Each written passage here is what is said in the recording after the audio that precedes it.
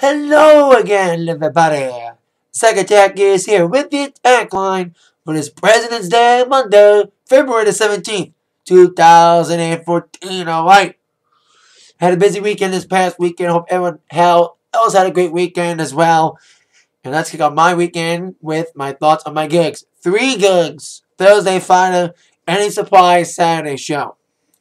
And they're all basketball games. Thursday was my final girls game of the season for the Wilmington High School girls against Stevenson. Fun game. It was a Thursday night okay crowd. Being senior night in the last game. And it was an okay crowd for that game. Decent show. But then the next day, Friday night boys game. The last Friday night Hall HS boys game against Eisenhower, one of our big rivals.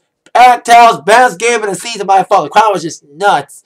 It was this crazy game. We lost the game, though, but it was still a fun game. Great way to end Friday night home games. We did a Saturday home game for the boys on Saturday, being the last home game, period, against Lance Cruz North, being a replacement game, a makeup game. I just kind of did it because timing permitted me. It was a long story. So I did that on Saturday.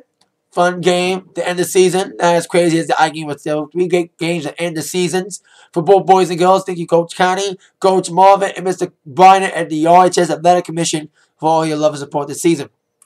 Now when I do gigs this weekend, not only did I have gigs, I went to 2 concerts after the gigs. Following Friday night's game against Eisenhower, I went straight to Royal Oak Music Theater to check out the comedic stylings of one Miss Amy Schumer on her Inside Amy Schumer's Backdoor Tour. Kind of a funny double entendre for the tour name. Opening act Mark Norman was interesting.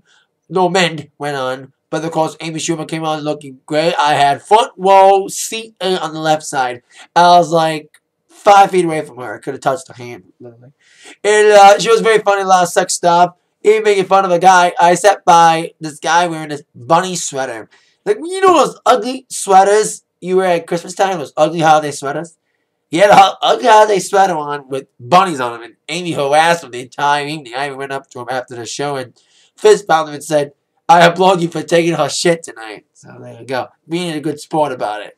So it's very fun. I love when the crowd exchanged sex tricks, like the Manhattan Exchange and Dog in the Bathtub. God, it was just hysterical. That was probably one of the best parts of the show.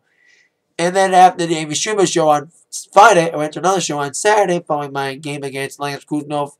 The Piano Man, Billy Joel at the Palace on Saturday. He had an opening act too, John McLaughlin, but he came on. The first hour was mostly album cuts, deep cuts. And then he finally went on with the hits with Allentown, River of Dreams, and the encore was just great with River of Dreams. Piano Man kicked off the encore set. Piano Man ended the main set before going to the encore, which was all the good shit. Uptown Girl, Big Shot, It's Still Rock and Roll to Me, and Only the Good Die Young, and did I say You May Be Right Already? May have said You May Be Right Already. And all that stuff. So all the good songs were in the first, later half. He didn't kick off and Moving Out, though. He didn't do, We Didn't Start the Fire, though. One of my favorites. Because I know it by heart. So, I know every line by heart. In that thing. Here we do in those days. We're trying to Charlie Way. I won't sing it. Joe DiMaggio. Anyway. So it was a fun show on Saturday, though. Despite the set list wrangling. When it comes to gigging, DJ, I have a gig on Friday. Special Needs Dance, first one of the year. And concerts, I'm not going to another one until next week. Get to see Paul, Simon, and Sting next Wednesday. So can't wait for that. I got maybe some concert news later on in this attack line. But let's kick it off with your number ones. Starting with your number 1 movie. Your still number 1 movie for the second week in a row. Lego Movie thwarted the opportunity for movies like, forgot what other movies came out this week. RoboCop and About Last Night. Thwarted them for being number 1. With Lego Movie making $63 million. Damn! For the weekend. Actually $50 million. $25 million for About Last Night. And RoboCop making $21, making a total of $26 since it came out on Wednesday. It just started making attack line since Monday. Number 1 Billboard. New number 1 album from last week. Now 49. Can't believe they're still making those fucking things. It's number 1, kicking off Frozen. And also, we have a still number 1 single, Dark Horse, number 1 for a 3rd week in a row. So we'll see the new number 1s on Wednesday.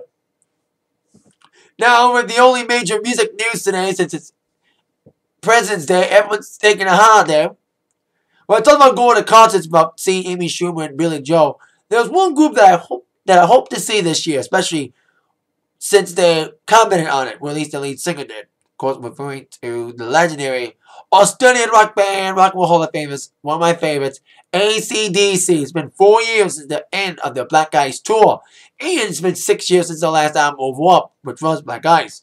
Over the weekend, to a Florida radio station, Brian Johnson, the lead singer of AC/DC, commented about the chances of AC/DC touring this year, saying that they're rumoredly getting back in the studio in May in Vancouver, while planning a couple tour dates 40 to honor their 40th anniversary this year. 40 years of AC/DC. That's freaking amazing.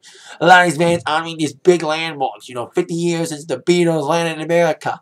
And 50 years of the Stones last year. 40 years of the Eagles. And now we got 40 years of AC/DC. So it's very strange. So Brian said in an interview, because Brian's a big race fan. So he commented from the Florida Grand Prix, and the question came up about what's next for AC/DC. And he kind of let the cat out of the bag, saying that, well, this Florida station is the first to know that AC/DC is planning to go back in the studio, and they're going back on the road very soon. So that's some great news for us AC/DC fans out there. AC/DC is planning to get back on the road this year for the 40th anniversary. I'll go as far as Toronto, because I don't think they're not going to pick Detroit. Out of 40 cities, they're probably going to go all around the world with this. A couple dates in Australia, South America. And if they want to pick 10 cities in North America, they got to pick the major markets. Fuck Detroit. Because they're like, poor, bankrupt Detroit. We're going to go to Toronto and Chicago. That's what I'm guessing. I'll go as far as Toronto. Maybe Chicago if I have to see AC/DC perform. And hope they're not $90 like the last tour. But I will have to pay it this time. So there we go. AC/DC will be back in the studio in May. And a tour is in the works. That is it for the Atakline for today. Happy President's Day, everybody, and happy late Valentine's Day. But with that in mind, you've all been attacked by the news from Zach. Thank you again for watching. See you later. Yeah.